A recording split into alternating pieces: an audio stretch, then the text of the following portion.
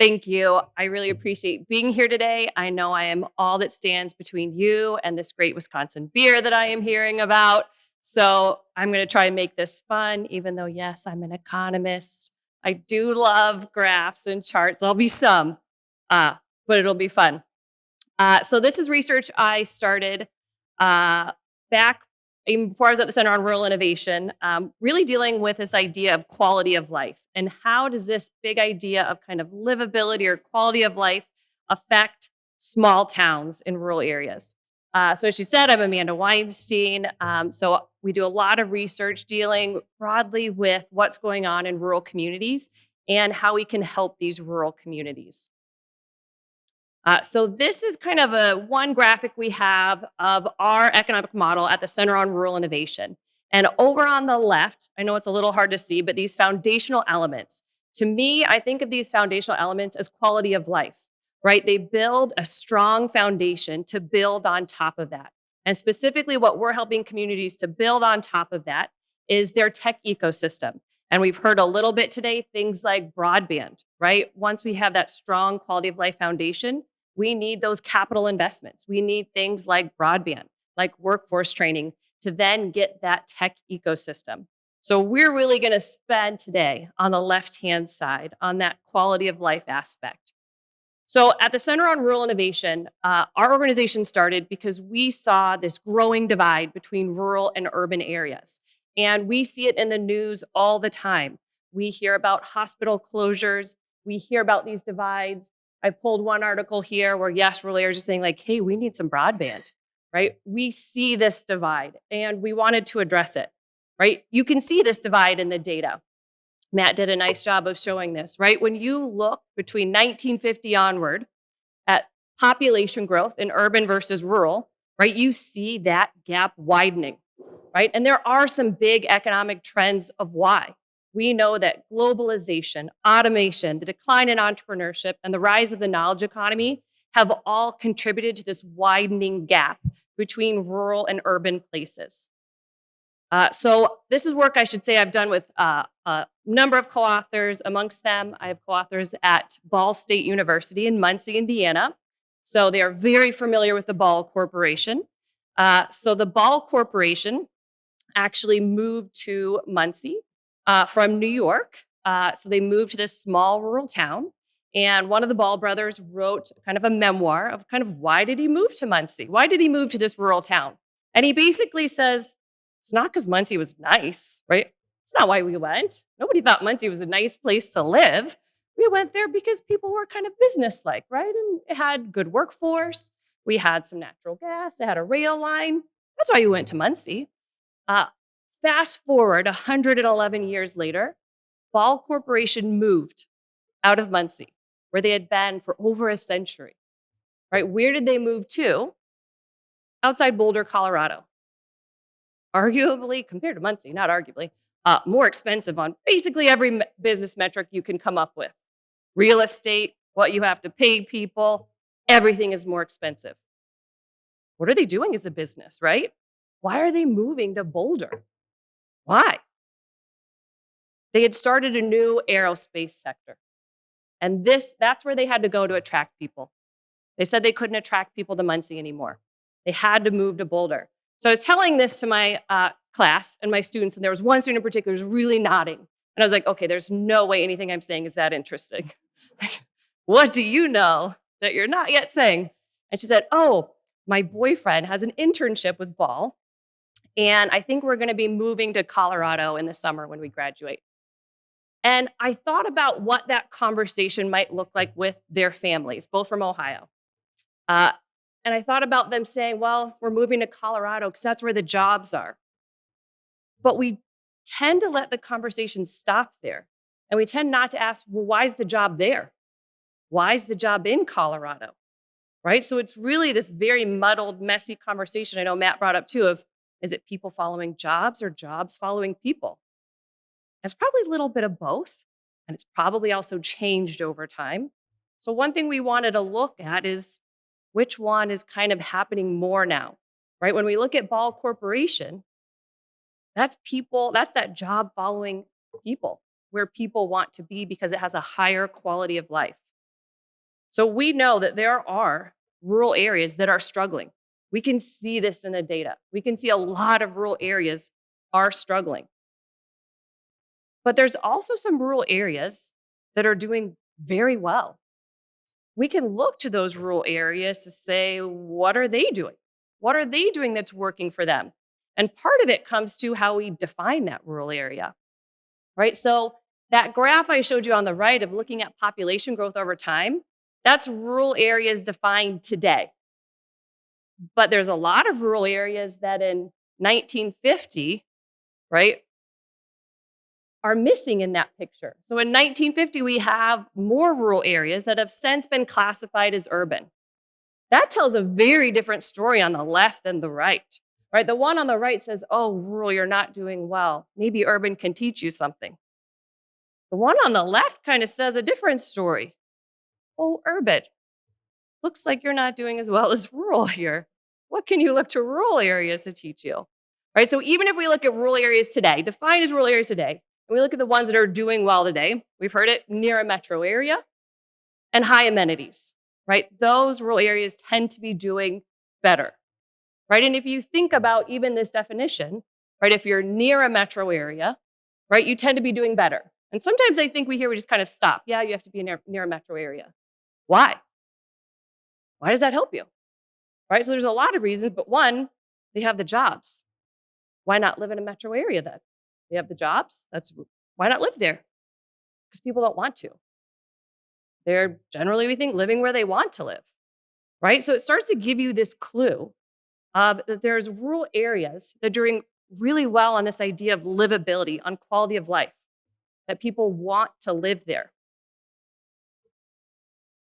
So this is a quote I pulled from The Economist, that when you look at mayors, so here they're really talking about a lot of mayors of very big towns, because a lot of this was based on data that worked for metro areas where they have a lot more data, right? And it basically shows this trend where a lot of these big cities, mayors, are really transitioning from attracting businesses to ways to attract those people and really improving quality of life to promote their economic development.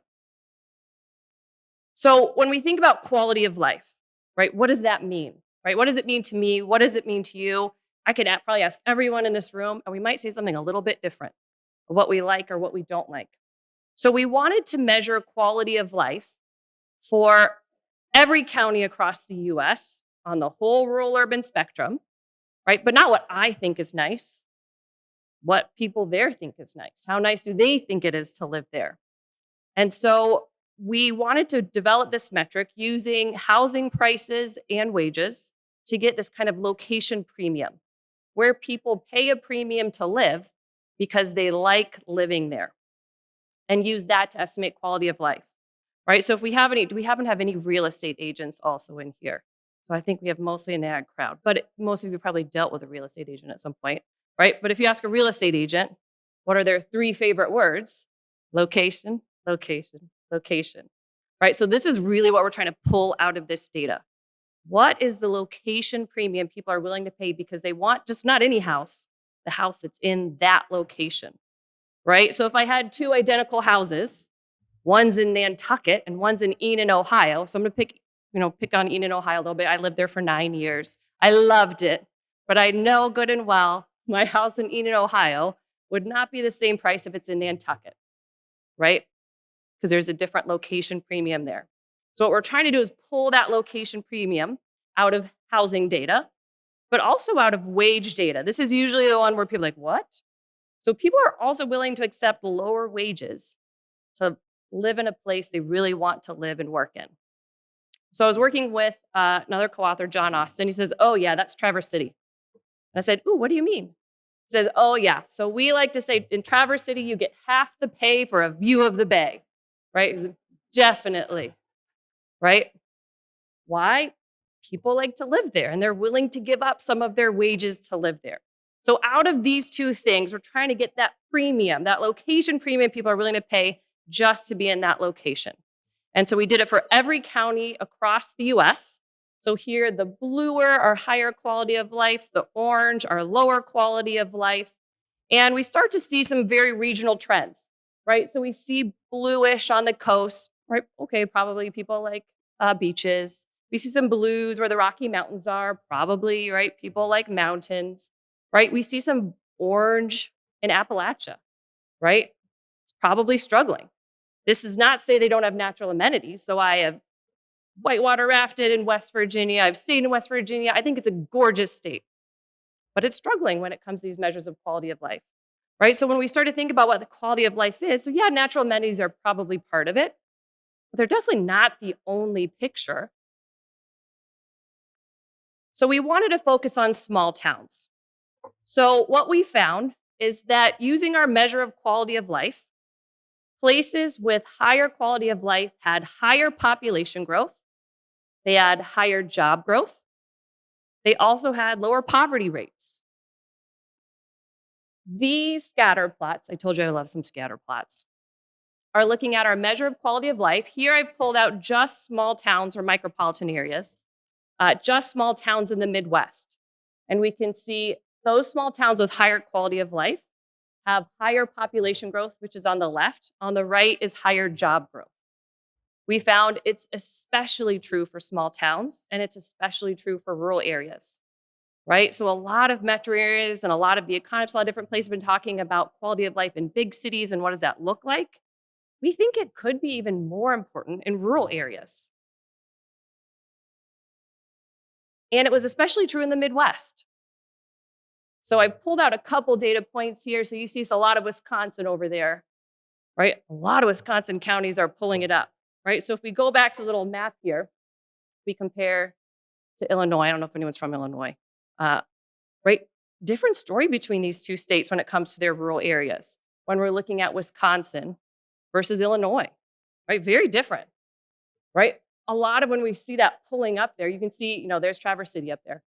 There's a lot of Wisconsin counties there, right? There's a lot of Wisconsin counties that registers pretty high quality of life.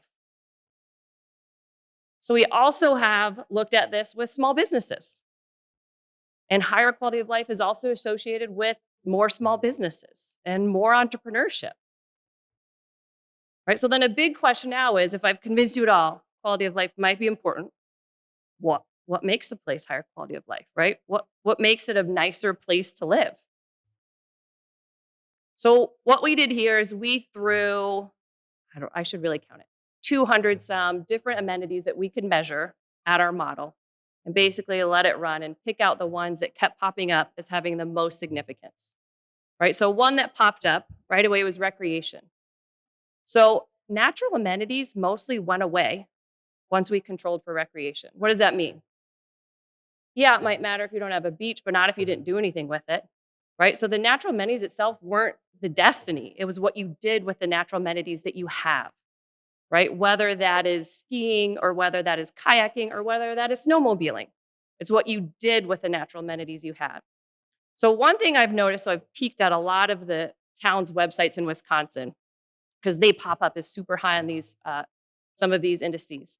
And one thing I notice over and over with a lot of these towns' websites of what they want to highlight is they highlight 4 seasons of something to do, all 4 seasons. That's not common in other states. What I hear in Ohio is, well, it snows here. What are we going to do? Sometimes it rains.